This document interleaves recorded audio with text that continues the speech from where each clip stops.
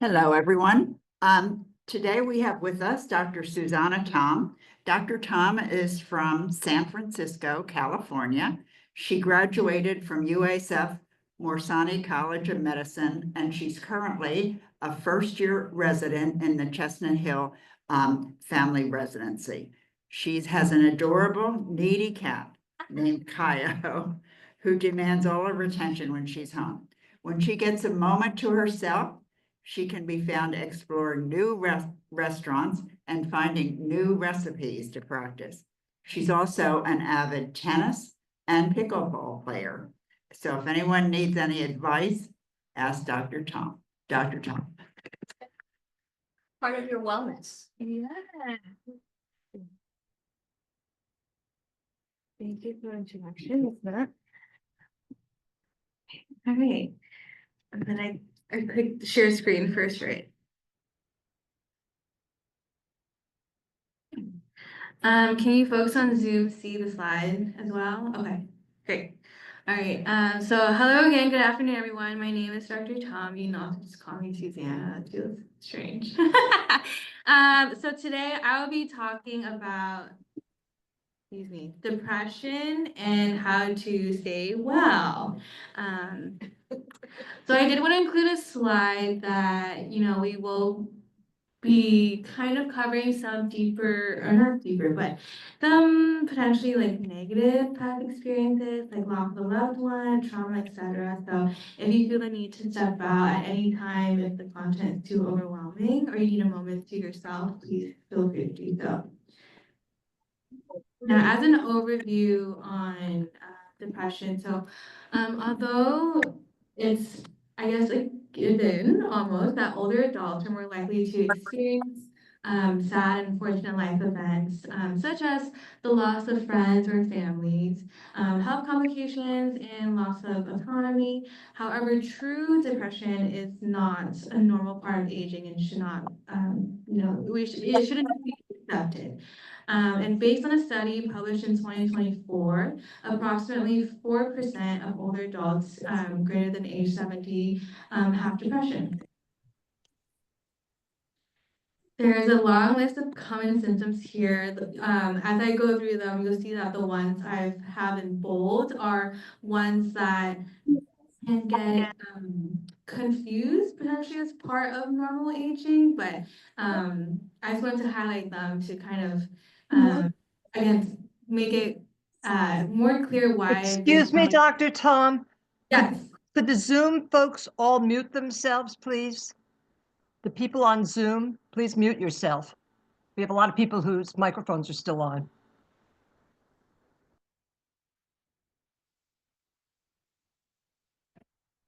Thank you. I think everyone is muted now. Thank you for pausing me there.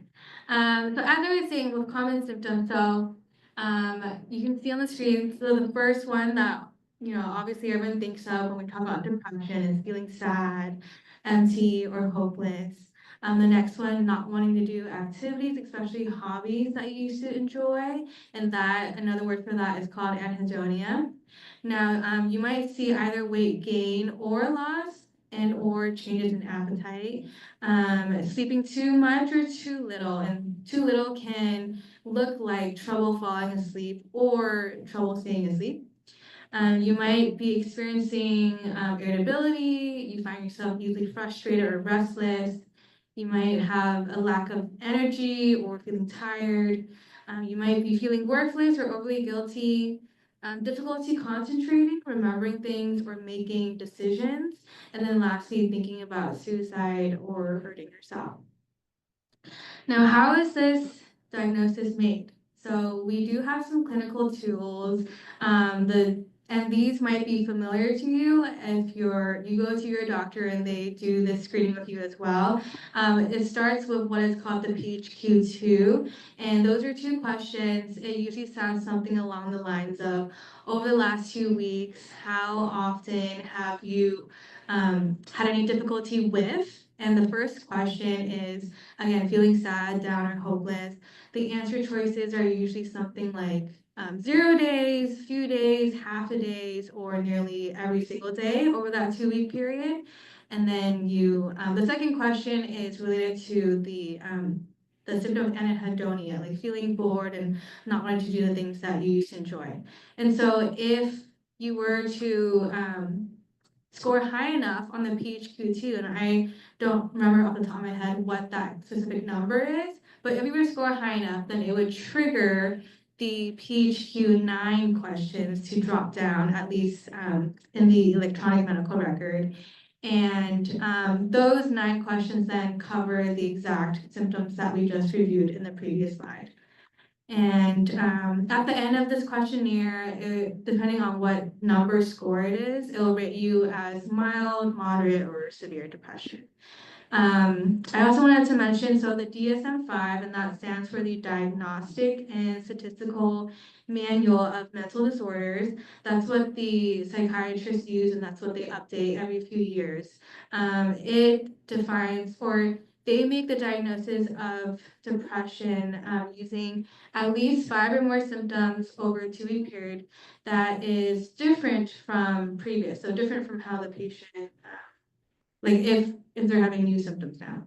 And in addition, of the 5 symptoms, the depressed mood or the anhedonia must be present. Now, in terms of medication, and I'll go over non-medications, but I think commonly we think about, okay, what medication can we use? So first line is usually the SSRI, which stands for the selective serotonin reuptake inhibitors. As you can tell from the name, they specifically target the serotonin activity, and it increases the length of time that this neurotransmitter is available. Yes. Explain that. What is serotonin activity? Yeah, so serotonin is a neurotransmitter in our brain. Oh, I'm sorry. The question was if I could expand on what serotonin activity is and what serotonin specifically is. So serotonin is a neurotransmitter in our brain, and it's thought to modulate our emotions. And when the activity is increased, that's when we feel happier, and as opposed to feeling sad. So if we have more activity of the serotonin, then ideally we are less depressed. So that's kind of the simplified explanation of that. So with SSRIs, even if you say I prescribe that to someone today, you might not see the full therapeutic effects for at least up to 8 weeks. It really depends on the individual. Obviously, and the doctors too, we would like it to work faster for you guys to feel better as soon as possible. But we do counsel patients on just having that expectation that you might not feel completely asymptomatic after you've only been on it for 1 or 2 weeks. And the reason why SSRIs are considered first line is because they have a pretty benign side effect profile, just due to how they really only target the serotonin as opposed to other potential neurotransmitters and chemicals in our brain. I did want to note paroxetine is a specific one in the SSRIs, and that one has been shown to weakly have effects on another receptor called the cholinergic receptor, and that's when you see side effects of dry mouth, and you might have I think it's low blood pressure too, and things like that.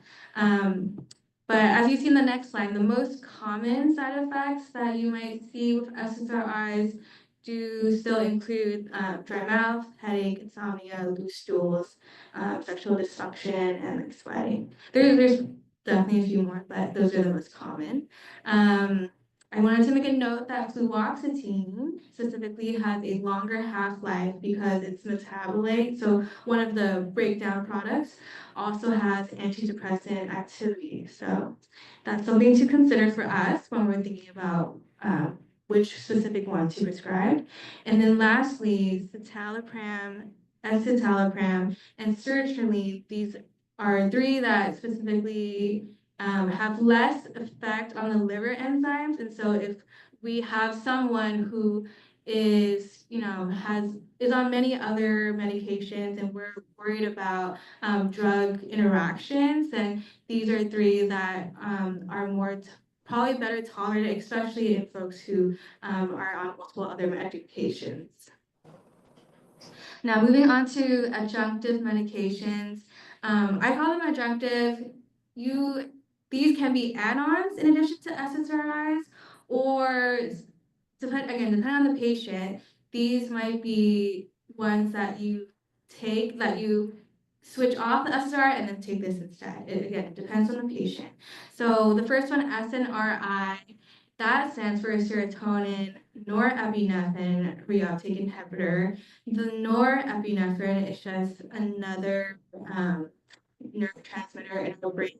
This one is thought to be stimulating, I suppose, and that kind of correlates with the side effects. In the second line, I mentioned that SNRIs, they can raise your blood pressure, and that's again due to part of the norepinephrine effect.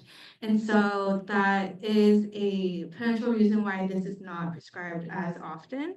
And then duloxetine is a specific one where through research it has been shown to be effective at treating neuropathic pain, additionally to like the mood effects, which is a reason why someone might choose to start duloxetine in a patient if they have both depression and this pain as opposed to an SSRI. The next one is bupropion. That one can be thought of as a dopamine norepinephrine reuptake inhibitor. This one is definitely one to look out for because it can lower your seizure threshold. So if someone has a history of seizures or just are on other medications that can increase your risk of seizures, this is definitely one to avoid. The benefits of bupropion are that so you can, well, benefit or not, I guess depends on the person, but you might see weight loss on this medication. And then there's also less sexual dysfunction, and it has been shown to be beneficial with smoking cessation. The next one here is mirtazapine.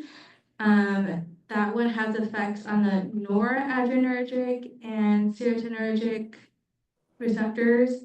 And so because of, again, the side effects all depend on what they're affecting. So for this one, you see more of a sedating effect. So if someone had issues sleeping at night, then you might want to choose this. But if someone wants to be actually more awake and they want to be able to participate during the daytime, then this might not be as ideal. And additionally, it can also increase your appetite and weight. So if someone were having issues with those things, and again, having depression, then this might be an ideal agent. And then lastly, there can be a whole nother slide on this class of antipsychotics, but I did just want to mention here that it can also be used in depression, for non-psychotic depression specifically, that does not respond sufficiently to antidepressants. Some side effects, they have more side effects than the medications I've covered so far, and the most common ones include weight gain, sedation, restlessness, and metabolic syndrome, which that syndrome that includes things like weight gain, high cholesterol, and also like higher sugars, so it can predispose you to like diabetes. So I wanted to mention these because I don't know if anyone has a history of depression and you might have been on these in the past. These are some older agents that were used to treat depression, but now are not as popular because of their side effect profile. The first one is TCAs, which it stands for tricyclic antidepressants. I apologize for not spelling that out. And that inhibits the serotonin norepinephrine uptake. And now you might be saying, oh, they all sound familiar in that they all target pretty similar pretty similar, the neurotransmitters. However, this one, it also unfortunately is not as specific, and so it does also it also affects other receptors, which is why it has more side effects. So the more common ones are cardiac effects, again, anticholinergic effects. You might have antihistaminic effects, and antihistamine you think about, Benadryl, so it makes you sleepier, and it can increase your risk of falls. It also decreases your seizure threshold. There's some sexual dysfunction, diaphoresis, which is like sweating and tremor. And then the second class that, again, used to be popular or used more, I should say, and now is not favored, is the monoamine oxidase inhibitor.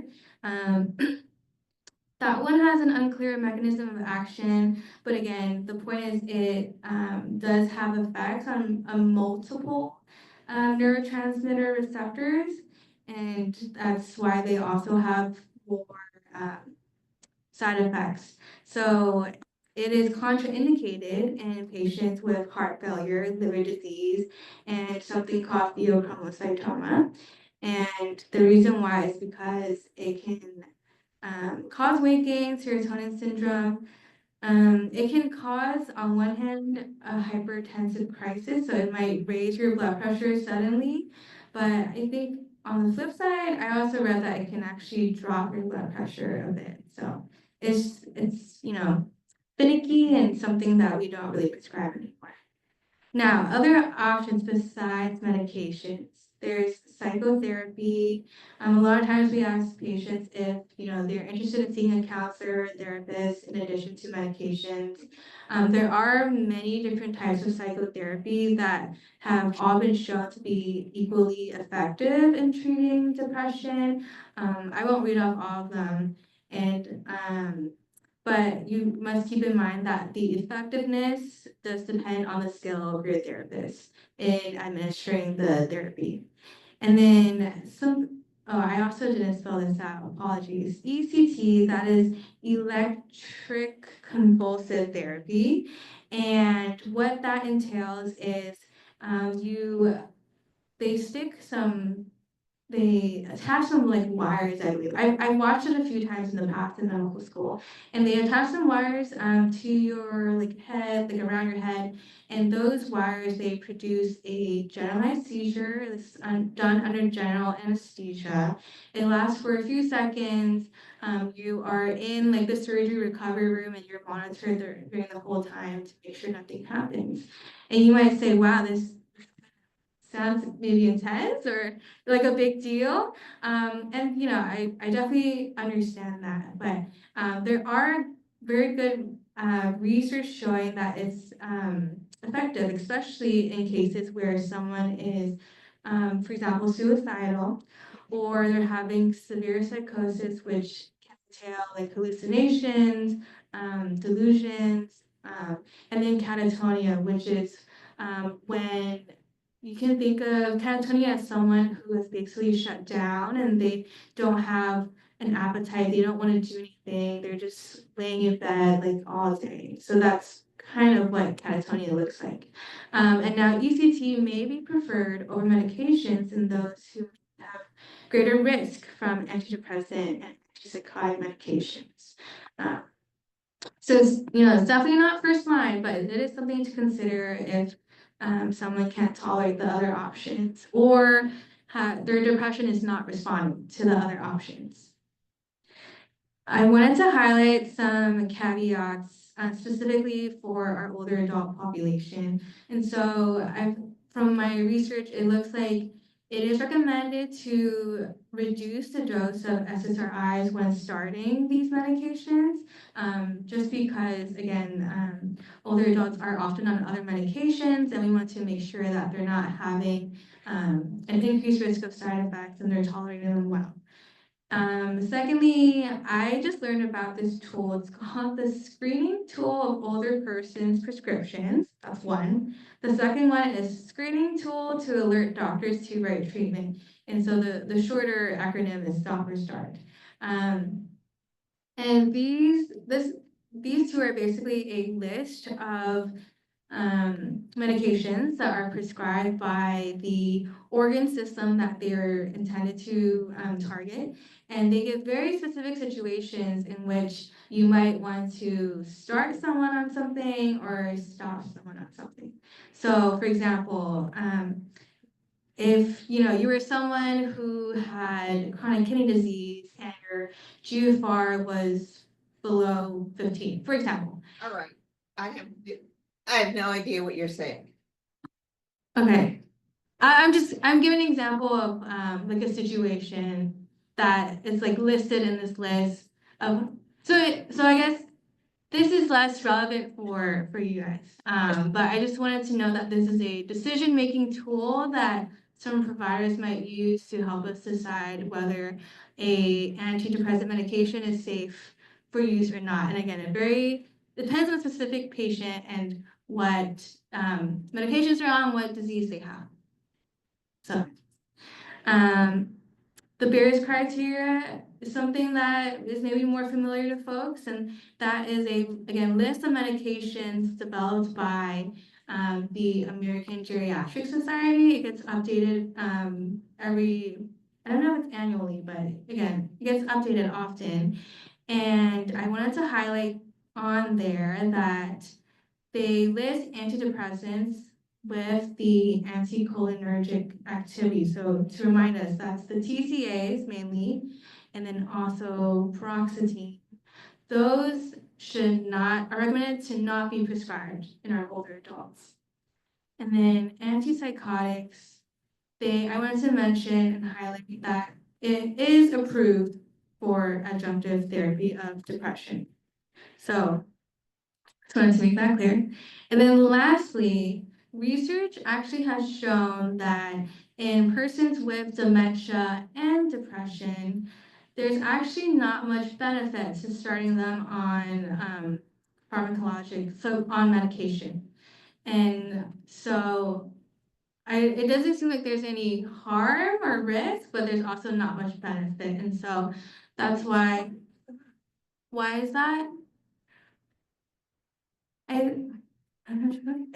The research just shows that compared to someone who has dementia who's not on the antidepressant medication, and to someone who is on it, it's just not as effective. But I'm gonna let Dr. Sim take over here. All right. Hello, everyone. It's Dr. Sim visiting.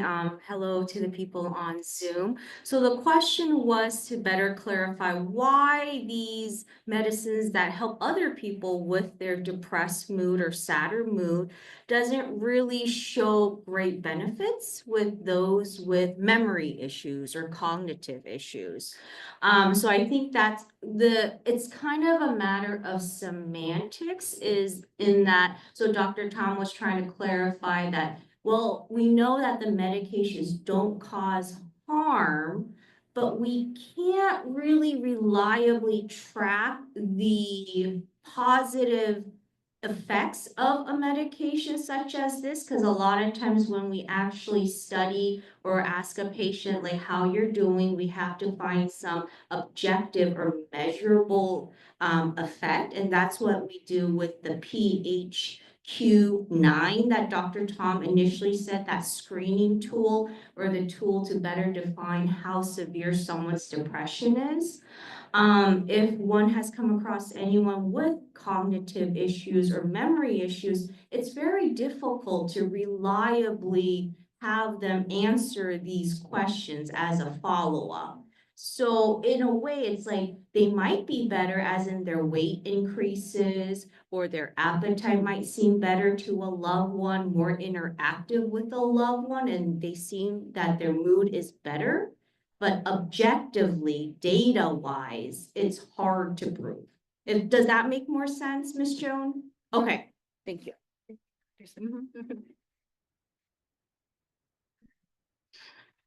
So for the next few slides, I want to touch on some other conditions that, again, might make the diagnosis of depression harder to make because a lot of the symptoms overlap. And so grief. There's no everyone experiences grief differently. There's no, right way to do it. And it takes time. Time depends on the person. However, it seems like most people who are grieving will adapt over anywhere from 6 months to a year. And grief can be thought of as four general categories of how someone might react. First being physiological, so you might see changes in your sleep. And I just wanted to note that the ones that I put in bold are ones that I just didn't think of, and so are things to keep a lookout for. So again, you might have changes to your sleep. You might see actual weakness, trouble breathing, or you might have a weakened immune system too, because your body is just going through all these changes mentally, and that affects your hormones and etc. Emotional, so that's probably the one that you might jump to think of. So you might be feeling sad, lonely, fearful, anxious, even angry or guilty about the person who passed, or other types of grief. It doesn't have to be just over the loss of someone. Mental, so you might see changes in your concentration, changes to your sense of identity, or belief that the future is disrupted. You might either be avoiding thinking about the loss or obsessed with thinking about the loss. And you might fear forgetting the person or losing fond memories. And then lastly, social. So you might start actually experiencing boredom, social withdrawal, a lack of confidence, or you might be over emotional, or you might have difficulty starting new relationships. Now, when we might start becoming concerned about how someone is grieving is when it becomes prolonged and impairing, and that's when we would consider it complicated grief. And at least in terms of duration, we might start being concerned if someone is still if it's been over 12 months. And also if they are having symptoms that we don't expect as part of normal grief. And so some of those I've listed here, you can have an intense yearning or longing for the deceased person. You might actually have a wish to die to join a deceased. You might have intrusive, disturbing images, sense of hopelessness, preoccupation with or difficulty accepting the death, and then lastly, feeling like they should have been the one to die. Factors that can increase the risk of complicated grief. So at least in terms of the actual event that happened. So if it was a sudden, unexpected death, especially if it was in an accident or a homicide, that definitely increases the risk.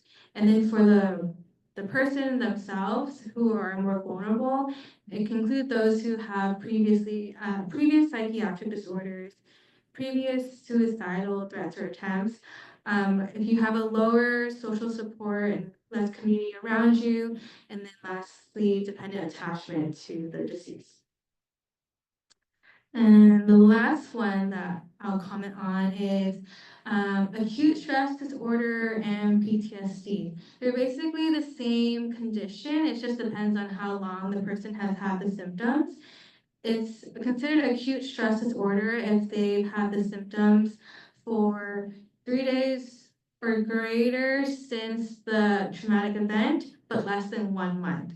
If it's greater than 1 month, then it becomes PTSD, which is post-traumatic stress disorder, excuse me. So with acute stress disorder, the rates of that can be anywhere from 6 to 33% among survivors within 1 month of the trauma. And unfortunately, over 80% of people who have acute stress disorder go on to develop post-traumatic stress disorder. However, survivors who get CBT, which stands for cognitive behavioral therapy, if they get that soon after the traumatic effect, they are less likely to develop PTSD symptoms later. And with this disorder, there are, again, 4 main categories of symptoms. You have intrusion, so you might have dreams or flashbacks of the traumatic event. You might start displaying avoidance, and that can be you're avoiding people, places, activities, or objects that remind you of the traumatic event. You might have alterations in cognition and mood. So you might have distorted beliefs about yourself and about the event. Like your memories of the event can be distorted, you forget some details. But also, again, you have mood symptoms like fear, anger, detachment. And then lastly, you might have changes in your arousal and reactivity. So some folks actually might become more reckless and doing things that might hurt themselves, but they actually don't even notice that, or overly watchful, or problems concentrating or sleeping.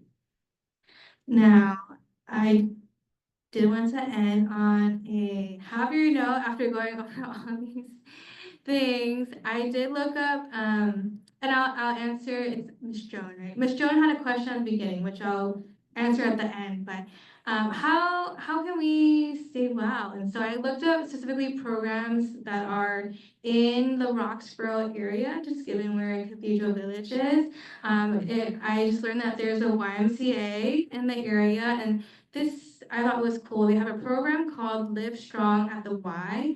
It's a research-based physical activity and well-being program that's designed to help adult cancer survivors reclaim their health.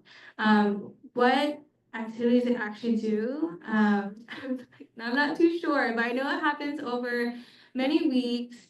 And again, it's, part of it is to help you regain your physical strength. But again, I think with these group activities, you're around people who share, potentially similar experiences, and you're with experts who can help you get physically well, but also, again, work with patients who are similar like you. So I think there's that camaraderie that can build over time and, has positive effects on your physical and your emotional health. Now, through the Philadelphia Center of Aging, or for Aging, excuse me, they have also many programs. I've just listed I've listed some here that you can see. And again, some of them have specific, they cater to specific populations, like the second one, Walk of Ease, is to help those with arthritis to continue to stay mobile. And the third one, there's 2 different programs, but their purpose is to educate on fall prevention. And then the last one, I think, is just like fitness. But again, these programs, again, are trying to help with your physical health, but again, in a group setting, helping with the emotional and mental health too. And then lastly, there is another senior center that I found called the Center at Journey's Way. They have what sounds like very fun events that I would go to too. I just listed some of the ones that sounded the most fun, and I'm sure Cathedral Village also has fun events. But if you needed to go out and explore, here are some options. It looks like they do a book club, film series, some jewelry making, ceramics. And then what I wanted to highlight was that they have counselors or therapists who specialize in older adults. And so if you were someone who were, wanting to speak to a professional,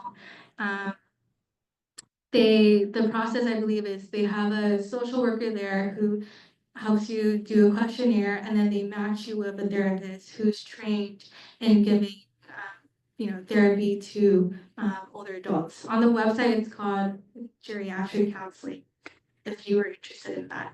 And they do accept, I think, all forms of insurance. And then lastly, I did attach pictures of my cat. And the orange one who's sleeping with his mouth open is my cat, who's the crazy one. And then the other one is my parents and my grandparents' cat. Anecdotally, and again, with my own family, but I know in other patients I've had, I was thinking about, is there research that shows the effect of pet companionship for, depression and just other mood disorders in our older adults? So I was looking at research, and the three that I wanted to highlight here, the first bullet point is from a research study that was done, I think in the 90s, so it's older, but they saw that dog ownership may be associated with positive physical health behaviors. Specifically, you have to take your dog out on a walk at least twice a day, probably. I don't know, I don't own dogs, but that's what I imagine. But they didn't find any relationship between the mood and the mental health part of it. And they also did caution that that older adults should still, seriously consider the responsibilities of dog and pet ownership, because it's not easy still, depending on your pet.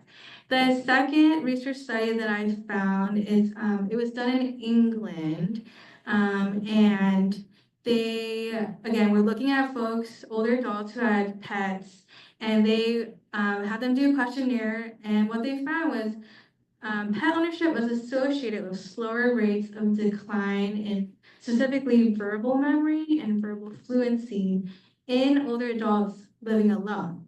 Now, if you were an older adult living with someone else, whether it's your spouse or your children, what have you, then there is actually no advantage to having a pet. But if you were alone, then they did see that benefit in kind of protecting you from some forms of cognitive impairment. And then lastly, the last study I saw was that, again, this is, again, using data from England, but they saw that they made the association, those with more depressive, patients with more depressive symptoms are more likely to own a dog.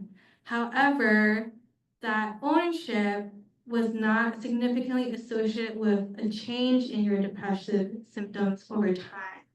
So I think in summary, there's not enough research right now to show that pet ownership does effectively, help you with your symptoms of depression. But I'll say anecdotally, like my grandma, again, going back to my grandma, she's turning 87.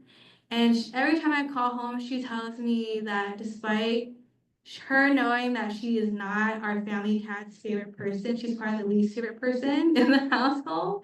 But she can just feel herself being so much happier now that we have a cat at home. And she's like, she wishes we adopted the cat earlier. So, take from that what you will. But that is the end of my presentation. And so I'll take questions, but I think Ms. Joan had a question, or? Let me ask you all to hold the question Oh, until I sure. turn on a microphone. If you will use the microphone, please, that will allow people in the Zoom audience to hear what we're saying here. Yes, somebody want to ask a question? She asked me, but she's asking me to ask the question. Oh, okay. We're playing telephone. I'm sure you have this. Okay. Hello again. So early to the talk or beginning of the talk, Miss Joan Bedell, not Miss Joan Mao, to clarify, she approached us to ask a very important question of how to best go about discussing someone's depressed mood, or how to be actually useful to someone who has or is going through grief, maybe PTSD. And like Dr. Tom was trying to clarify, this is more than just loss. People go through traumatic events. Like right now, there's violence issues everywhere, trauma of losing a home in LA, all those things that bring you more grief, anxiety, just a moment to think more about what you're going through. But how can we be useful? How do we know we're not rubbing it in their faces? Like, how do we know we don't cross the line with these people? I think that's what you're trying to ask. Right, and how can the lovely bunch of people here in Cathedral Village, all the residents, speak out for each other, stick up for each other, and the community surrounding here? So how can they better kind of address this. And, Dr. Tom and I, we briefly discussed how complicated this question is, and there is no correct answer, but how would you approach this? If, let's say someone came to you and they were like, it's not me, but I know like my daughter might be going through something, or my grandchild, because now ever since COVID happened, underlying depression, anxiety, grief, PTSD, it's become so much more acceptable to talk about, because who hasn't lost someone during COVID, and we were banned from going into the hospital rooms. It was such a different kind of atmosphere. So how would you approach it, Dr. Tom? And then I can chime in as well Oh, too. yes, please. I think it's always good to start with a more open-ended question. And I know there's a concern about if you're overstepping and if a person is, how do you know if someone's not ready to talk about it? Well, I don't think you know until you ask them. And so, and I think in general, people, even if they're not ready to talk about it, they would still welcome just a check-in and know that someone is concerned on their behalf. So I would advise someone to, with your friend or whoever it is, you can start by saying something along the lines of, I heard that you're going through this, how are you feeling? And then and you can ask specifically, do you want to talk about it? And you just say, I'm here to listen to you. And sometimes someone just needs a listening ear. They might not be looking for advice, and if they are, great, and if they're not, that's okay. I think there's a lot of just comfort in knowing that someone is here to just listen and to share that like space and that presence with them. Yeah, and then if they actually have things like, well, I'm so I have so little energy that I can't, prepare my meals, and that, for example, is a place where you say, okay, well, how about I, help cook for you or whatnot. So you just don't know until you ask them, and if they say, no, I need time, and you're gonna be asking next week, then that's fine too. Anything else to add? Yeah, and I think one of the more important things is this doesn't happen with just one sitting. You have to be patient. You have to give them time, like Dr. Tom was saying. And you just make sure you make your presence known, that you're supportive.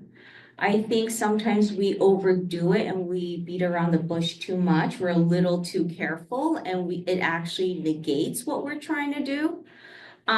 So there is an example, and this is sort of kind of on the other end of things. Let's say a patient comes in and they've been physically abused, yada, yada, yada. Sometimes people are like, oh, you shouldn't ask them about that. You're going to force them to relive the situation, etc. But more and more research has shown that it actually creates more of a neutral ground for the victim to discuss their concerns and what they went through in a non-judgmental atmosphere. So us as health providers are actually taught, and the research has been shown, that for something such as traumatic events, we literally say, hey, you've been traumatized. What do you want to talk about today? I know what you've been through. I don't understand it, but I do know of what you went through, and, you guys have many different life experiences. Unfortunately, some are too similar and they might bring back some sad memories on your end, but then your community can also take that and turn it into something positive, like a active group, and, and have a more voice in the community about that. I hope that answers your question. It's not simple, but yes, ma'am. Oh, Hi, Dr. Tom. If you notice someone who appears to be acutely depressed, they have a flattened affect, they talk rarely, and they have been told that maybe the name of a person they can contact, and they kind of turn it away, but you're very worried about them. How could you talk to them so that maybe you could get them under care? I think like Dr. Sim was alluding to, it's better to like not beat around the bush. So I would say, like the words, I am concerned about you, and again, relay to them how much you care for them, and that just the way that they're seeming right now, like again, like their affect or their behaviors, and just say like, I think you need help, and then hopefully that can give them something to think about and can see like, oh, even if I don't really care about myself right now, but those around me care about me. So hopefully something comes out of that. Okay. I have a concern about giving advice. Sure. Because we are not professionals Mm-hmm. and that we have to be careful about giving advice about what somebody should do. I think reaching out and connecting is one thing. Mm-hmm. To give advice is something else. Sure. And we have to be careful about doing that. Sure. Yeah, I understand that. I think it can be something more general, like I'm worried about you. Perhaps you should try talking to your doctor or someone else who knows more about what if something needs to be done and what are those next steps. I agree with you. I think getting the partnership of a physician or a psychiatrist, those in the know of the medicine. But you're right in that you have to be careful about how you advise, but sometimes the greatest advice I get is from the patient themselves. I ask them, what do you think is going on? What are you afraid of right now? And then it opens doors again, is because I get it. I mean, we have to be careful too of the advice we give, right? In terms of like the legality and all that. But when it comes down to is, hey, what would help you feel better? Sometimes I literally say, when's the last time you felt happy? What were you doing? How about we revisit that? Can we revisit that? And so I think if you are very truly concerned about a loved one, partnering with their, like, hey, can I go to your doctor's appointment? I'd love to accompany you. Maybe just try that. Do we have any questions from the Zoom audience?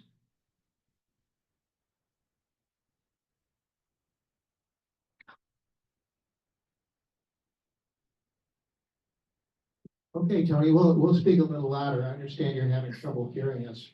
I think it's we're also the pretty well mic. close to the end. Yeah. Does anyone here have any more questions? I don't think anybody on Zoom has any questions. Thank you. Thank you. Thank you very much. That was very nice. You're welcome.